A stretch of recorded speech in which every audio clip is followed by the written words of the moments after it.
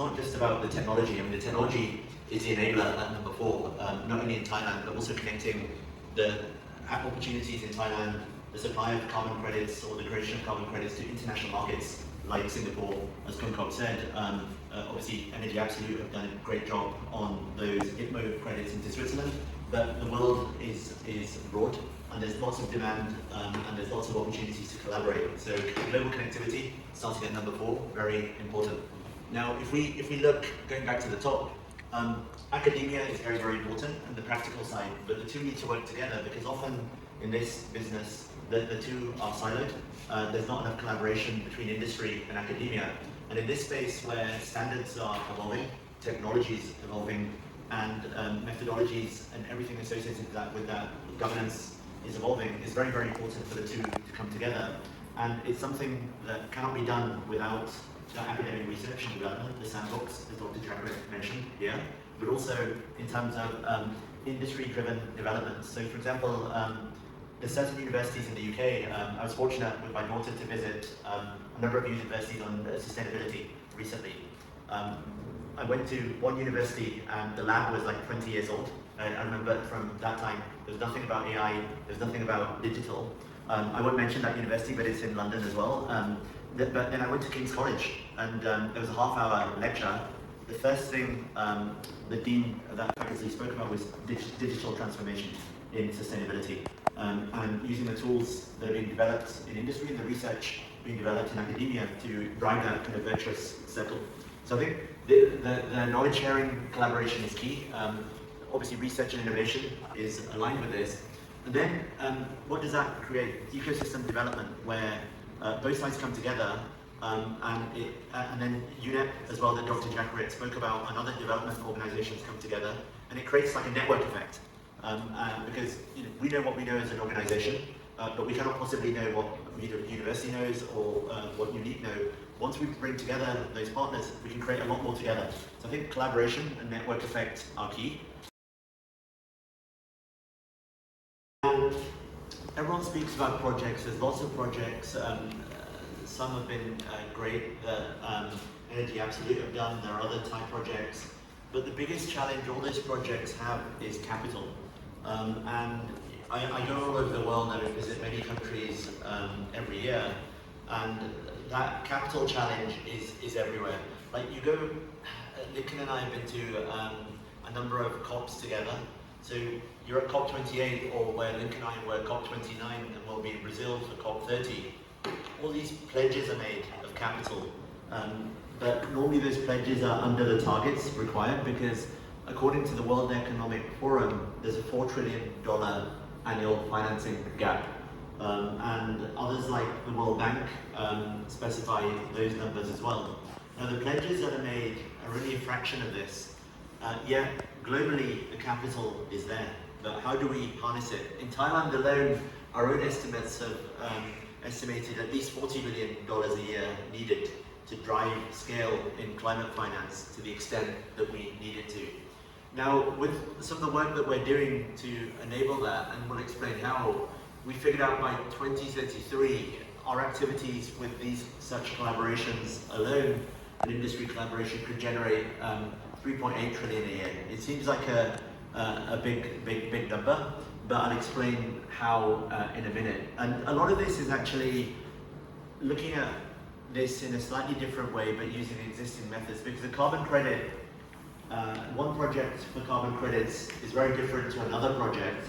So investors find it very hard to invest in this asset class because there's a lot of due diligence, and actually it's not just carbon offsetters that need this. Investors are looking at investing in IPMO projects as well, because Singapore is, our price is 25 Singapore dollars today, but by 2030 they estimate the price to be 80 Singapore dollars. So investors want exposure to this asset class, but investors want it in a form they can understand. So funds, they cannot invest in carbon credits, but they can invest in instruments. And this is why Stock Exchange of Thailand is important, because one source of capital is public markets, and also another source of capital is private markets, both equity and debt. But the third source of capital, and Thailand has a lot of developments in virtual assets digital assets, Club mentioned them. This is a new area. There are trillions of dollars on the crypto side, and this doesn't mean bad money. It's actually proper due diligence and making sure that everything is compliant with international standards. But that capital, and it's called digital capital, is looking to come into real world assets. Real world assets means carbon, but it also means agroforestry, it means energy projects, it means water infrastructure projects. So everything to do with output related to global water, energy, and food security. So how do we harness this capital? Because the global carbon market itself is going to have huge growth by 2033. And at the same time, you've got global ESG assets. They're going to surpass effectively 100 trillion of assets under management globally. And there's a massive growth opportunity.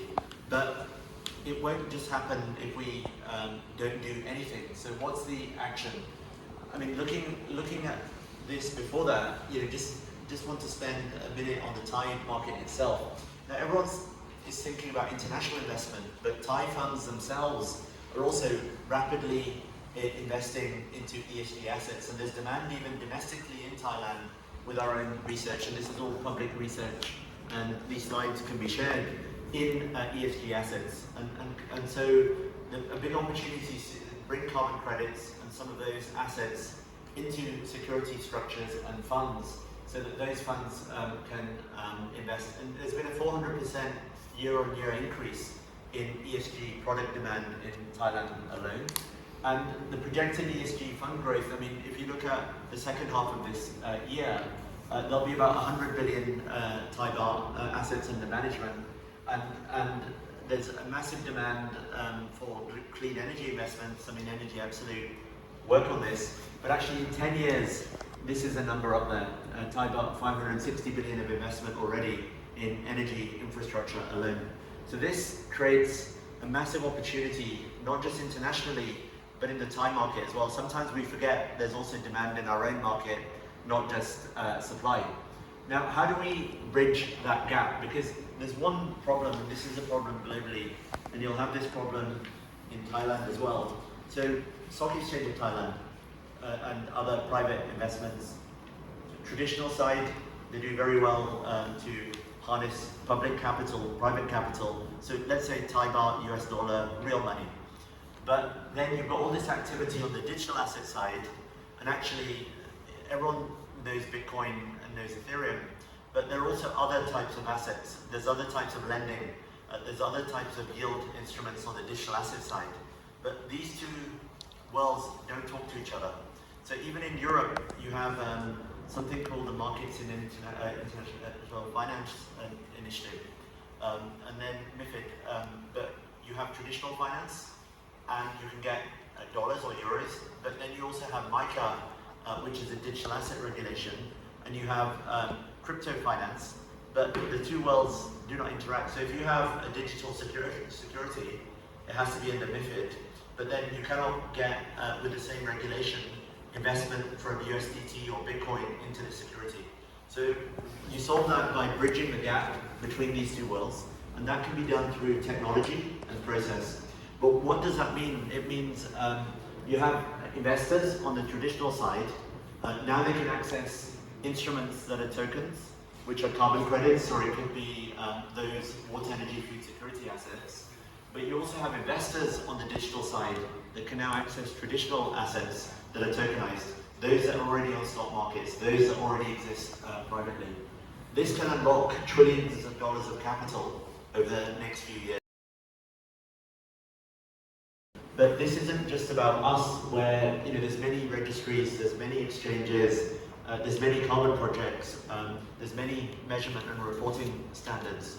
But it's also about connecting other networks. Because if we just say, okay, it's our network, we want everything on our network, the market won't grow. But there could be other networks, and there are other networks all over the world. So our approach is, let's have a network of networks effect, so that much like we're doing here with the university, knowledge propagates, business propagates, because ultimately everyone says, okay, we want to save the planet, but companies won't save the planet unless it's also profitable and economic for them.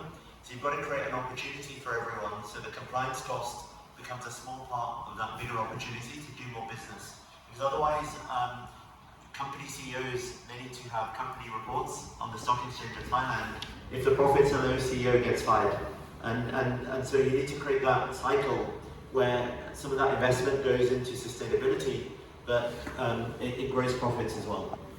So this is key through technology. But there's broader impact here as well, because it's not just about business. But once you channel capital in, you can benefit everything from the community as well, companies themselves, and also governments. Because the communities, in a way, it's been a good and bad. USAID, we were in Africa, I was in Kenya the day USAID went away. And Malawi, when we engaged with them, they were getting $1.2 billion a year in USAID. When that went away, their budget deficit was $1.2 billion a year. And all of a sudden, currency devaluation, there was rising inflation and prices because the government's printing more local currency, but they can't get foreign reserve. Yeah, in this day and age, the people are then poorer, but also at the same time, the country has huge natural resources. We were speaking about Lesotho before we went into here. There's huge natural resources, yet those resources are being exploited by some in more developed nations, and it's got to be equitable, because if there's exploitation, then ultimately resources are plundered and there's going to be no economic development, and those exploiting those resources will stop receiving them. So I think this model actually encourages development locally, but also some of that capital goes into community development as well. Some education is key with that. Connectivity is key as well, because some of these countries also don't have access to internet to the extent they should have. So we're seeing a lot of development there, where we're working in places like Kenya and other places with local communities to propagate that. One example being farming. So we don't possibly have the knowledge or time to go to every smallholder farmer, but in Kenya, there's a governance committee called Captagat and the Conservation Program, working with the World Wildlife Fund, Athletics Kenya. They aggregate, like a cooperative, 28,000 farmers. All of a sudden, we can engage with them. They have the governance and the economic structure, and the carbon credits have standards, working with the universities, and you can propagate that then where there's trust in the market to buy those assets. So I think all of these things come together. We can save the climate, but we need capital. Obviously, carbon credits can result from the activities, but communities, companies, and countries can be enabled by connectivity. And the UN SDGs, everyone speaks about them, but this is a practical way of achieving this. Now, we've been fortunate because the model is collaborative, and you have to collaborate across the whole value chain, from academia to the data standards and everything else.